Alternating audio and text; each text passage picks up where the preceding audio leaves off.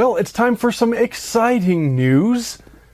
The book is ready to go. On behalf of myself, my co-author Bryan, the Rocky Mountain Paranormal Research Society, and of course Polymath Press, I am pleased to announce this new book, Case Files of the Rocky Mountain Paranormal Research Society, Volume 3, is ready to go. It is coming out very soon, tomorrow, as I film this on September 12th, 2025.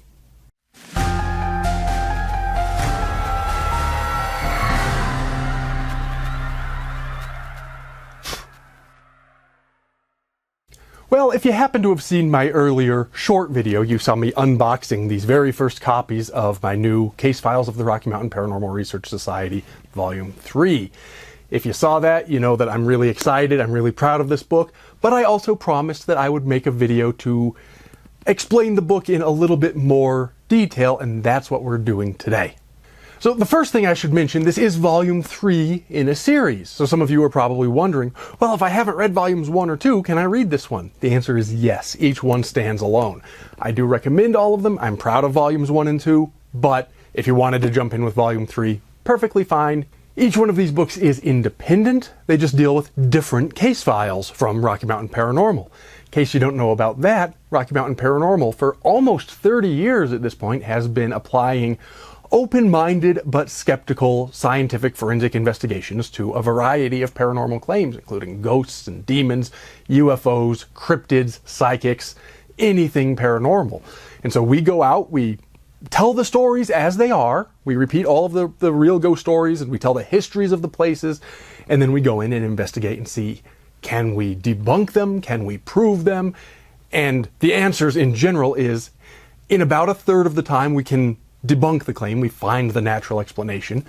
About a third of the time we see something really weird that we can't explain yet, that may not be conclusive proof of the ghost or the alien or whatever, but at least sort of makes us scratch our heads and say, that's interesting, that's intriguing, that's a genuine anomaly. And then in about a third of the time we don't see the weird thing, so all we can do is provide whatever background research that we're able to do, and we go deep into the history and try to find as much of the genuine history and the folklore as we can and separate fact from fiction. This new one does follow the same pattern as the previous two. There's a part 1 that deals with sort of public or public-facing places, hotels and restaurants and cemeteries, and places that might be open to the public or have established histories. That's part 1. Then part 2 are the private residences that we've been called in to investigate, where somebody calls us up and says, hey, I think my house is haunted, or I think there's a demon in my apartment, or whatever the case may be. And so part 2 is the stories of how we've tried to help those people. And then part 3 is kind of a grab bag of other experiments and media analyses and other things that we've done that just don't quite fit into the first 2 parts. This does follow that same 3-part structure, along with some interesting essays throughout. It features mostly photographs of the actual places and from the actual investigations, but for the private investigations, we didn't want to actually identify the client. We wanted to preserve their anonymity, and so, same as we've done with the previous volumes, we've had a featured artist do interior artist's renditions of those cases. And for this Volume 3, those were done by Keelan Patrick Burke of Elder Lemon Design. Those are really great artworks as well. I think you're really going to like all this stuff. But what I wanted to do for today is just to sort of go down the table of contents of this 3rd volume, let you know what's in it, and maybe when I edit, I'll put some of the photos from a couple of the cases on the screen. I'm not sure if I'll do that or not, but you can kind of see what some of this stuff is all about. So, we begin with, after the introduction, an introductory essay that has to do with conducting paranormal investigations with dignity and respect, which actually becomes relevant for some of the cases later in the book where we've interacted with other people that did not preserve the dignity of their clients and did not respect the properties. So we wanted to sort of stand on a soapbox for a minute and talk about the importance of dignity and respect. And then for part 1, we go into the public venues. That part opens with an essay on paranormal investigators as historians, because we have sort of become de facto historians as we've had to dive in really deep into the history of some of these places and a lot of these histories, unfortunately, are getting lost, and it falls to us, ironically, as the paranormal investigators, to preserve the histories of some of these individuals, families, businesses, historic buildings, properties, and so forth. And then we get into the actual cases themselves. Chapter 1 has to do with Denver's Children's Hospital. Not the current one, but its old location. Before it was torn down, we got a chance to investigate, and I don't want to spoil too much of any of these, but I will say, people often ask us, what was the most terrifying experience you've ever had on a paranormal investigation? We have a few different contenders, but one of them happened in that case. And if you like horror, and you're watching this channel, so you probably do, the hallways in this dark abandoned hospital, and it was dark and cold because the power had been cut. It was already evacuated of staff and patients. They'd moved to the new facility. If you've ever seen one of those horror movies that's set in an old, haunted, abandoned hospital, it looked exactly like that. So that was a really fun one. Then the next one has to do with the Elitch Theater. Elitch Gardens is a popular amusement park, and at its old location, its sort of centerpiece was the theater. And this was a wonderful old building, over 100 years old. It was listed as one of America's national treasures. And at the time of the investigation, it was falling into disrepair. People were working on restoring it. A documentarian came in to document the restoration process, and at the same time, we came in to investigate the ghost stories. So that's that one. Then there's a restaurant called the Yak and Yeti for Chapter 3. That's a restaurant that we actually worked at for a long time and experienced a few weird things. They've got some great history there. One of the interesting things is there is a case in there, a piece of the bigger case that we actually did manage to solve, but it took us many, many years to figure it out. So that one sort of demonstrates the lengths that we go to and the dedication to solving these mysteries, no matter how long it takes.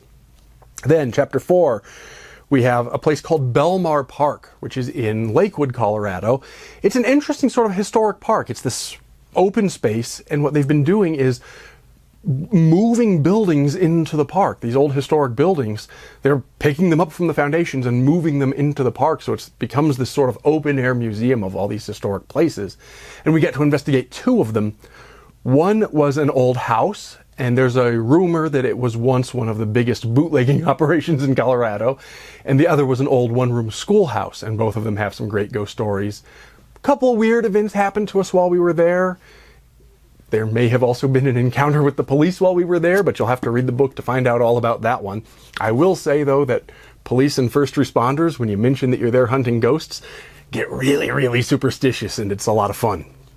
Then, for Chapter 5, we went to the Brown Palace, this remarkable, one of the oldest hotels in Denver, this luxurious old hotel. It's one of those places that kind of looks haunted if you just look at it.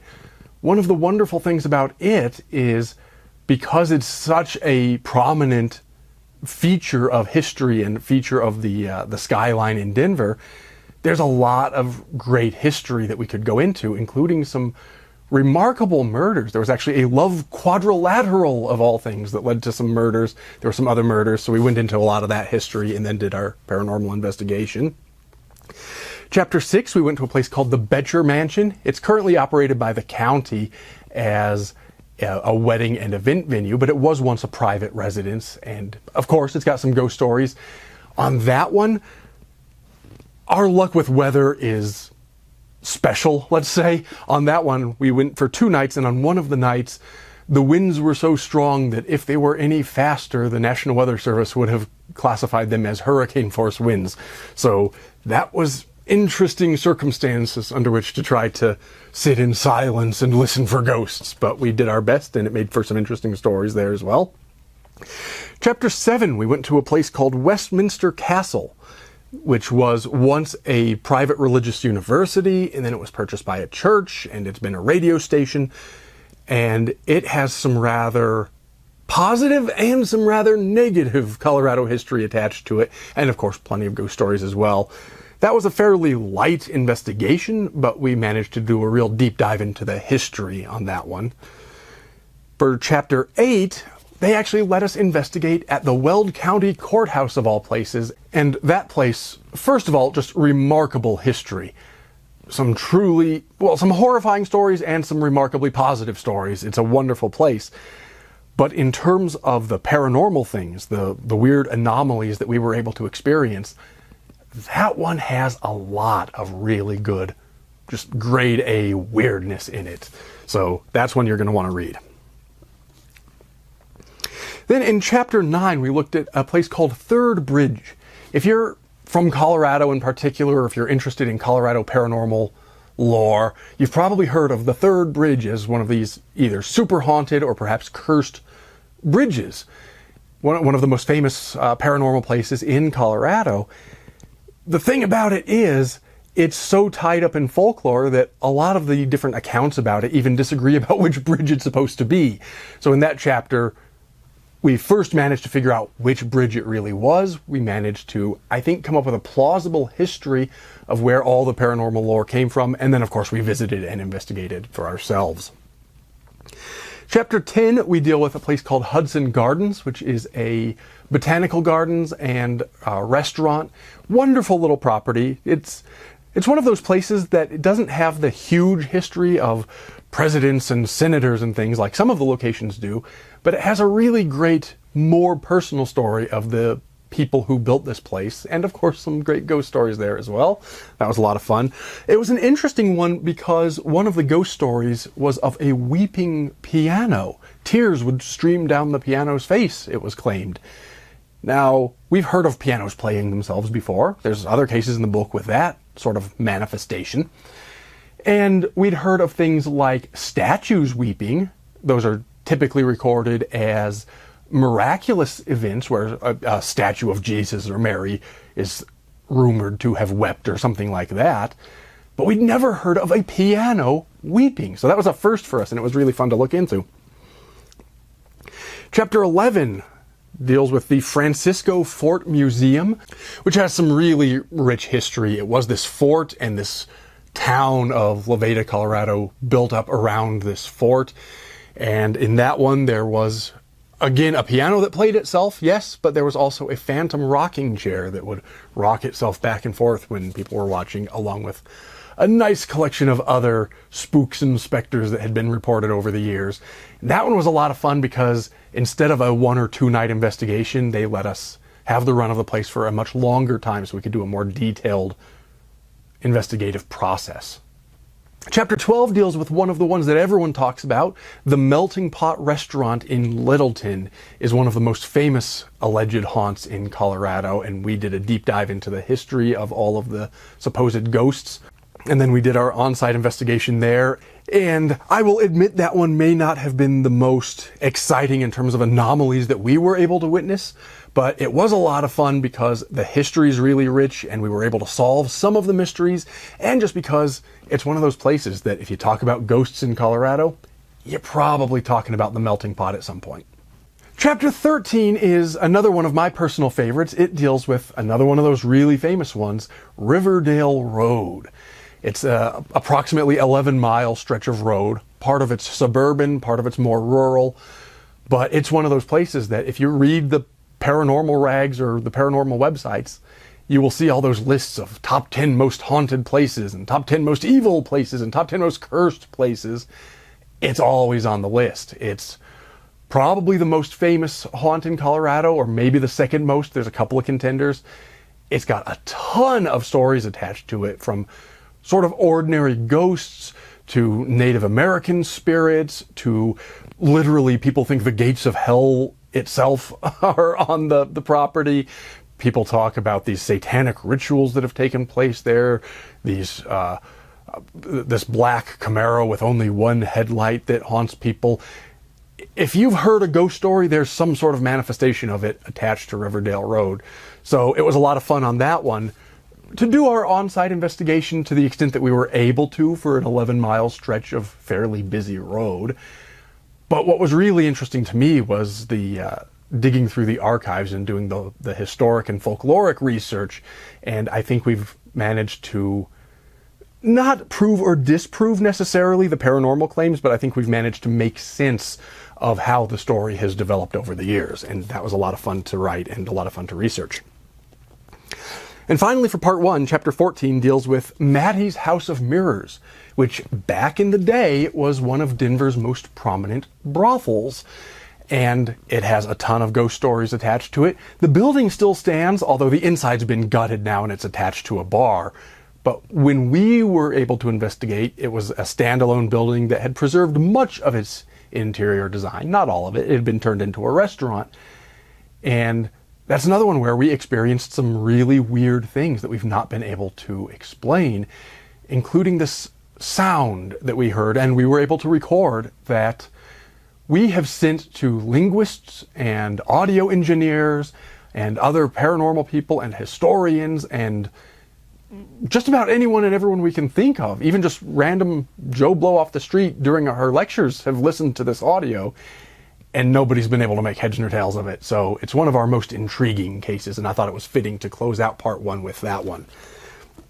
And then we move on to part 2 with private residences. The essay beginning that part talks about alternative explanations for paranormal phenomena and alternative explanations that have common solutions. The idea being that whether you think the haunting or the demonic possession is literally supernatural or whether you think it's all psychological, a lot of times the cures involve very similar things. So that's what that essay is all about. And then the cases. We've got chapter 15 deals with the friendly farmer, somebody who saw this friendly farmer spirit in her bedroom. Chapter 16 is one of my personal favorites, the cricket demon. It was this elderly couple, a couple of elderly sisters, I should say, ages 92 and 94, if I remember correctly. And they had a few different claims, but the most remarkable one was literally giant, sort of human-sized cricket demons wandering through their house.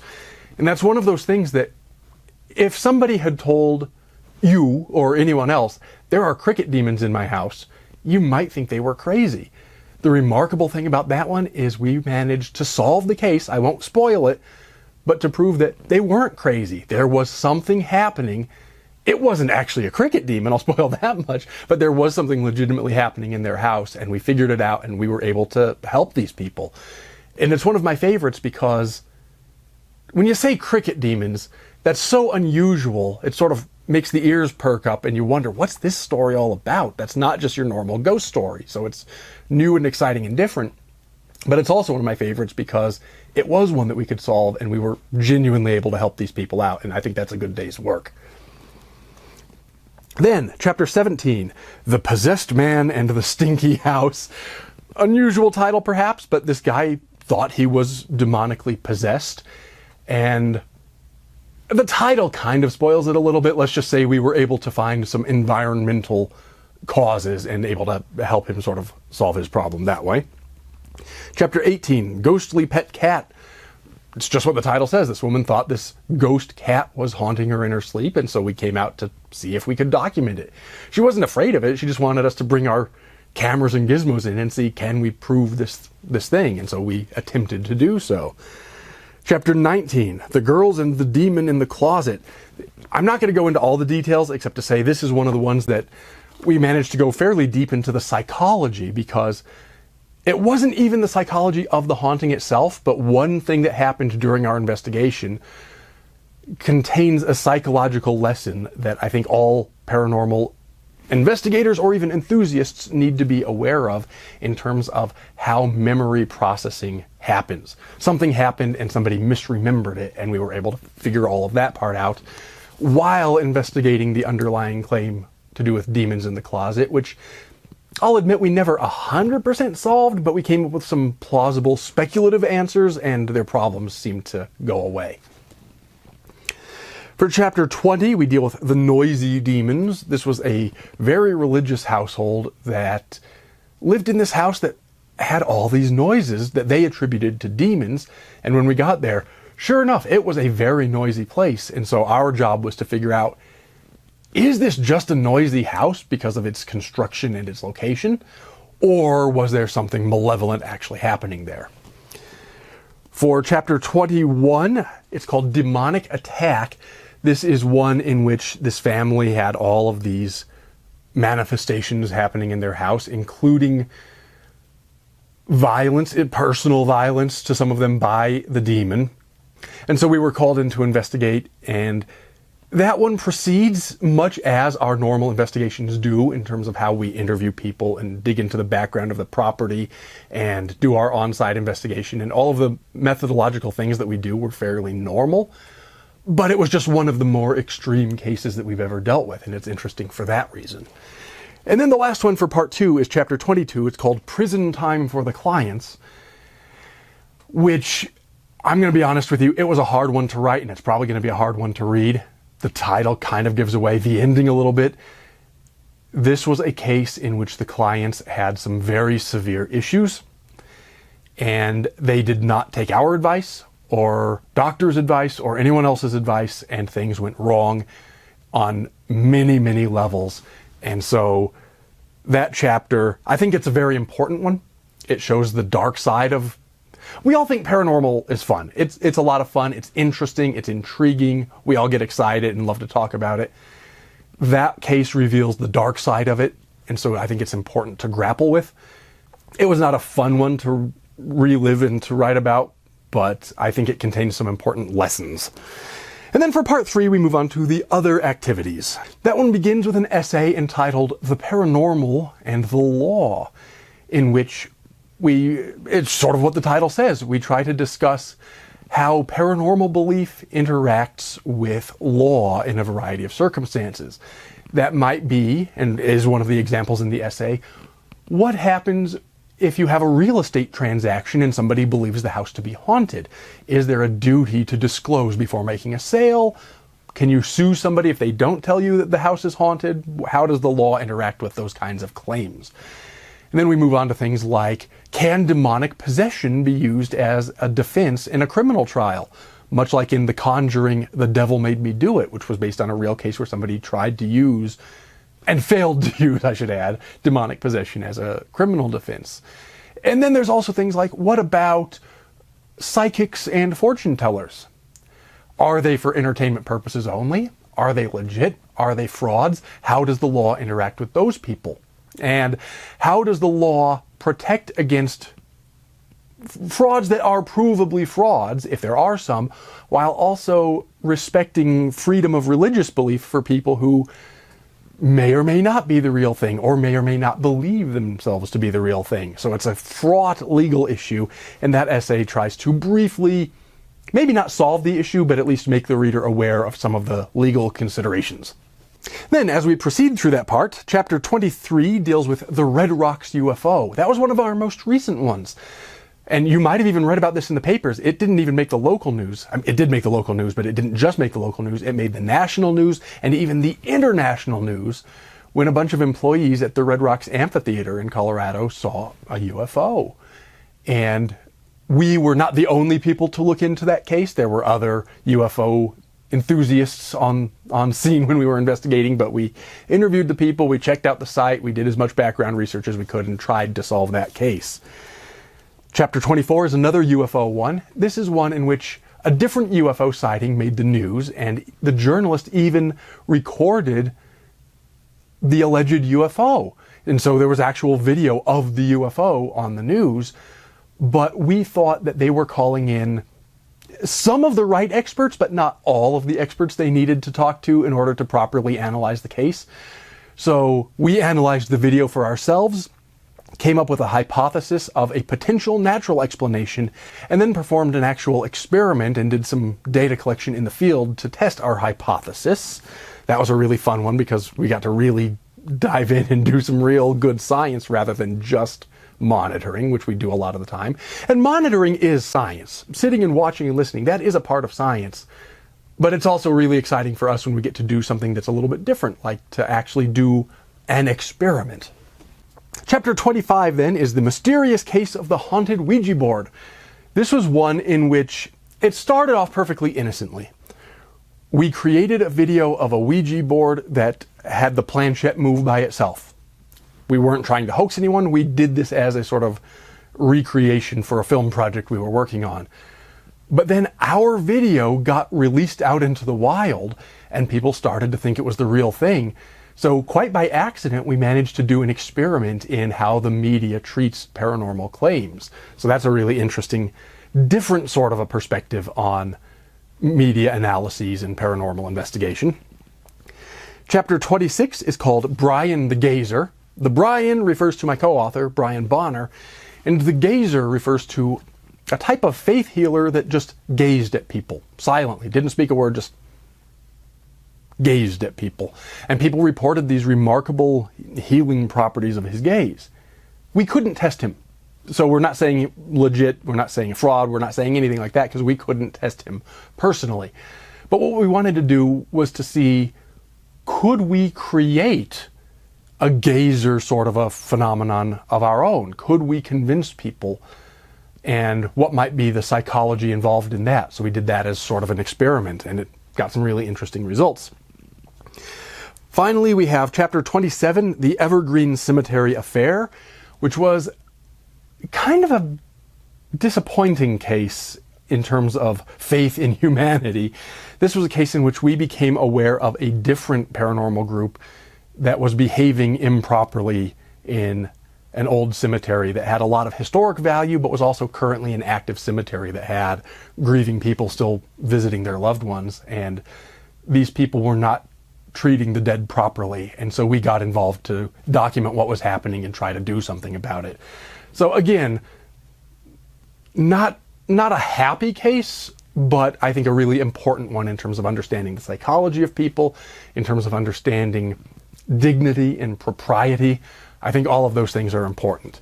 Anyway, that is the contents. We also have afterword and introduction and all those things, but those are the contents of our volume 3.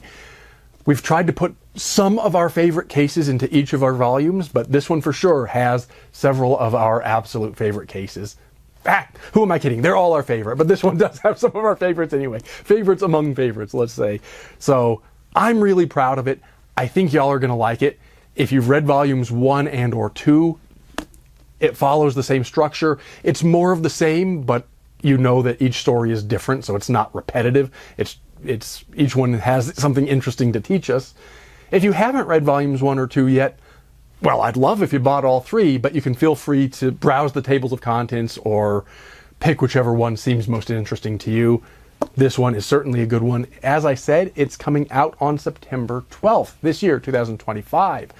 It's already available for pre-order. You can get it from any bookstore. You can place a pre-order. You can also go to polymathpress.com. It's available for pre-order there as well.